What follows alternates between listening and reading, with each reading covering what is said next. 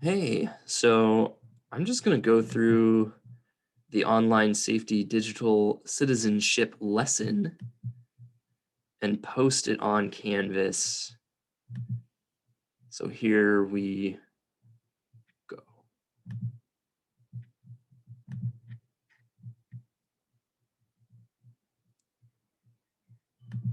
Online safety, protecting yourself and your digital footprint. You know how embarrassed you get when your friend comes over to visit and sees the giant framed photo of you as a bald baby and you want to crawl under a couch cushion? At least you can take that photo off the wall and hide it. When you post something online, like a photo, a poem, a comment, or an original drawing, you no longer have control of it. Millions of people can see it, post it, tag it, forward it, and link to it, or even print it and frame it on the wall. Creepy. So, when you're thinking about your digital footprint, which is the track you leave behind whenever you click on a link, upload a photo or video, or leave a comment on your friend's page, there are a few really important things to remember. Limit what you post to things you wouldn't mind being seen by everyone, including your parents, teachers, friends, and enemies. When you post something online, you no longer have control of it. The trail you leave behind lasts forever and may come back to bite you someday. So, if you wouldn't share it in person with total strangers, your future employer, and your entire family, don't post it online. Don't get me wrong, I would lose my mind if I couldn't be connected with my friends 24/7. But you need to be smart about it. Speaking of smart and cool and awesome, my friend Trey is on vacation with the fam, and it sounds like he's having an awesome time. Reading his status updates is making me a little jealous. What? Oh no! Which of these photos would it be okay for Trey to post online?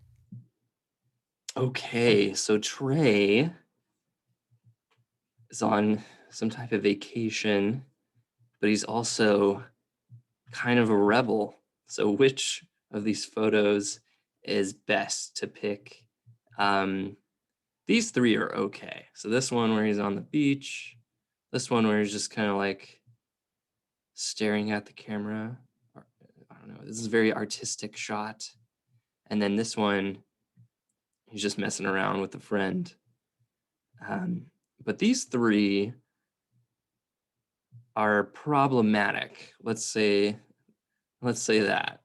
He's trespassing where it clearly says no trespassing. If you trespass, maybe don't take a picture of yourself right next to a no trespassing sign. Just a pro tip.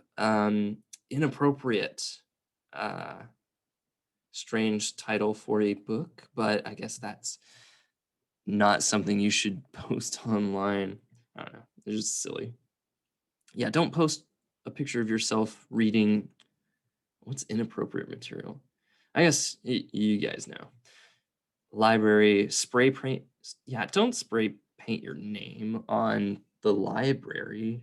You can do that somewhere else, but don't post a picture of it. Yeah. Anyway, this one's fine. Let's go with the You one. just single handedly saved Trey's online reputation. You're welcome, Trey. Whew, disaster avoided. Everyone would have seen that embarrassing photo. Not just our friends, our teachers, our coaches, even his mom. I've heard that college admissions counselors are even looking at candidates' profiles. That could have affected his chances of being accepted. I'd hate to see him make a mistake like that. That reminds me, I better check my privacy settings. I definitely don't need my younger sister looking at my profile and commenting on my photos. Hey, what's this? Trey uploaded a bunch of vacation photos already. I hope he learned his lesson from that last incident. Ugh. He really owes me. Looks like I have to create a new account to see them. When you open an account on a website you haven't visited before, you need to be smart about the information you provide. Enter only the required information. Usually those fields are marked with asterisks. Create a screen name that doesn't include your real name. And pick a profile picture that doesn't show your face or other identifying details. Don't give out information that makes it easy for strangers to figure out who you are, where you live, and where you go to school. And set the privacy settings of all your accounts so only your approved friends and relatives can view your posts. Let's see what info they're asking for. Help me create a profile for this site so I can view Trey's photos. All right. So we only want to put in the information that is actually required. So anything with this little star asterisk, that is required. So the screen name, the password, the privacy setting, I would switch to private, and then the email. It asks for your full name and address as well. You don't need to put that in there. So don't put it in there. Screen name, uh, teacher, TVA 2021, password, something passwordy. Set the privacy setting to private. Don't look at those. But I'll go with this one. Or the school one.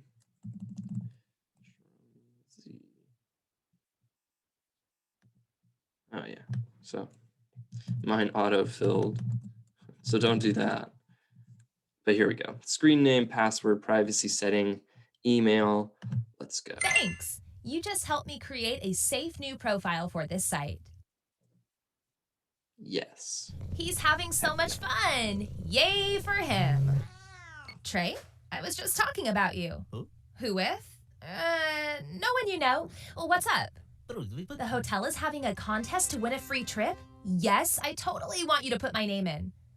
Oh, you need my address and birthday? Oh. Yeah, that's not gonna happen. Well, because strangers could use it for all kinds of nefarious things. What? They could open up credit cards in my name and run up a massive bill, or even pretend they're me to get a driver's license or even to buy a house. How have you not heard of identity theft? I think you need to get out of the sun for a while. No, that's okay. Can't wait to see you when you get home. Bye! As much as I'd love to win a free trip, I'm glad I passed on that. Sometimes you can't tell if an offer is legitimate, how secure the website is, or who is seeing your info. Some sites are just looking to fool you into sharing your personal information so they can steal your identity. Some of these offers look a bit sketchy. Which one looks like it might be safe for me to give out my required info? Okay. So they are right about some websites looking very professional, but they are actually looking to just steal your information or gather as much information as possible that they don't necessarily get a chance to see on a regular basis. So if they're asking for your address, they may use it to sell it to advertisers or something like that. Or it could be stealing your social security number or credit cards and then using them for money. But throughout the years, websites that were sketchy before looked sketchy, so you knew that you didn't want to give them any information. But now it's getting really easy to create a very professional, clean website and it still be sketchy. So win a trip to Bermuda sounds too good to be true. Yeah, don't give your social out. Free iPad. Yeah, don't give your credit card number. Cat magazine. That's safe. Nice call. Go cat. Better safe than sorry. Yeah. Not worth risking my info if I don't know what they're going to do with it.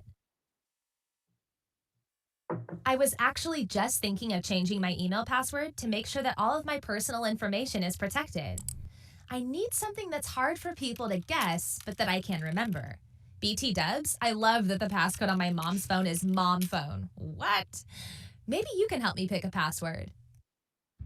Having a good password and changing it often is how I protect myself from people who want to log in as me and pretend to be me online. There's kind of an art to picking a good password. A strong password uses a combination of upper and lowercase letters, numbers, and symbols, and is at least 8 characters long. Don't use something that's obvious and easy to guess, like your pet's name. And don't use information about your identity, like your birthday, in your password. Be careful when using passwords on a public computer. Be sure not to save passwords and log out of all sites when you are done, and close the browser. And don't share your passwords with anyone, not even your best friend. What should my new password be? Hmm. This is tough. Going by the standards we just mentioned, she's using her name in this one, so probably not that one. Knock underscore knock, a little too easy, but I like it. Uh, this one's not quite long enough, so not quite yet. This one has all the combinations, but it is a little difficult to remember. Oh, I guess I gotta type it in.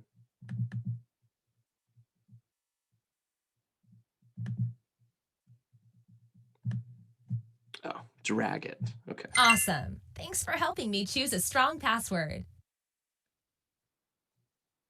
Wait, is Lauren on vacation too? Staying in the same place as Trey?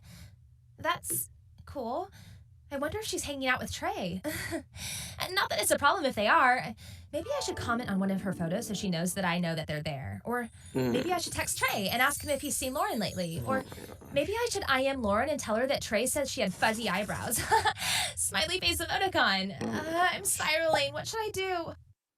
I better stop and think this through first. Here are a few things to keep in mind before posting anything online, like a comment you might regret later. Think twice and don't be impulsive. If you're feeling upset or angry and feel like typing in all caps, wait until you are thinking clearly before responding. Don't send or respond to mean or insulting messages. If someone posts an offensive message or upsets you online, don't try to get even. Block the person, save the offensive post, and tell a trusted adult. If you wouldn't say something to another person's face or wouldn't want it repeated to everyone, don't post it online. Some things are better said in person. It's hard to know how people will interpret your words if they can't see you or hear your voice. You might mean it as a joke, but they might think you're serious. Remember, you can use acronyms and emoticons to help clarify how you're feeling, so people don't take your message the wrong way. So help me out here. What message should I send to Trey? All right. So, yeah, this is about not being toxic online. And this is pretty toxic behavior. You better stay away from Lauren or else. Oh, is that a threat? You're threatening someone online? That's not a good look. Since when do you vacation with Miss Fuzzy Eyebrows? That's putting someone down. Just what? You're jealous of her? That's not cool either. What a coincidence that Lauren is there. Can't wait to hear about your trip. So this is probably the most subtle way to acknowledge that there is someone there at the same time, but you're still interested to hear about their trip, and there's no negative feelings towards the other person. Thanks so much. You really helped me calm down and send a message that won't cause trouble. Exactly. Okay, that one was tricky. Sometimes it's really hard to know what to do when my imagination starts going. I'm so glad I stopped to think it through first. Fuzzy eyebrows? What was I thinking? Ooh, what's this? A friend request. I have no idea who that is. That is a no-brainer. Delete. Trey just invited me to a party. Looks like it's the weekend after he gets back. I just might be available. Wait, who's Dave? Who's Freddy the Thing? This is weird.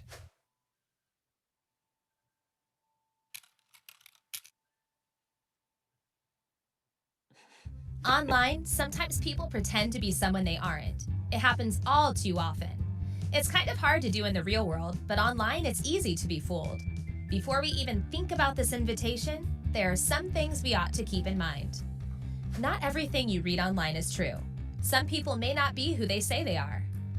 Never send or accept a friend request from someone you don't know personally. It's never a good idea to meet in person with a stranger that you first met online.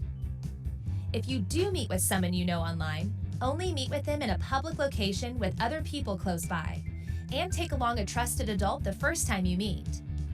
Trust your gut instincts. If something doesn't feel right or makes you uncomfortable, you need to listen to those feelings. They are probably right. This could be fun, and I always love a good party. But I don't know. Should Trey and I go to this party? So, a lot of people online, you don't have to accept friend requests. You can say no. You have every right to say no to people, whether that's in person or online. I don't care if you think you're being rude, you have the right to say no. So, especially online, getting catfished or whatnot, or just people being weird online, you just generally want to avoid that. And if you're invited to a party by some random people, and your friend really wants to go, you can say, no, we're not doing that. So here we have the party. When? Saturday, 8 p.m. to what? So where? Dave's house, invited by Dave 257. Dude, awesome. I'm inviting my whole class. Yay. Partay. Like, can anyone come to this? Who's Dave? We better not get busted like last time. LOL. So let's say no. Good call. It's okay if we skip this party because we Yeah, don't know the people. There will be other parties to go to. true. Okay, enough socializing. I need to get some real work done. This term paper on famous internet cats is not going to write itself. I know, you want to be in a video. I'm working on it. Okay, so that is the first lesson for online safety, digital citizenship. Thanks for watching, and I'll go through the next one in a minute, but I'll stop this recording for now. All right, see you guys.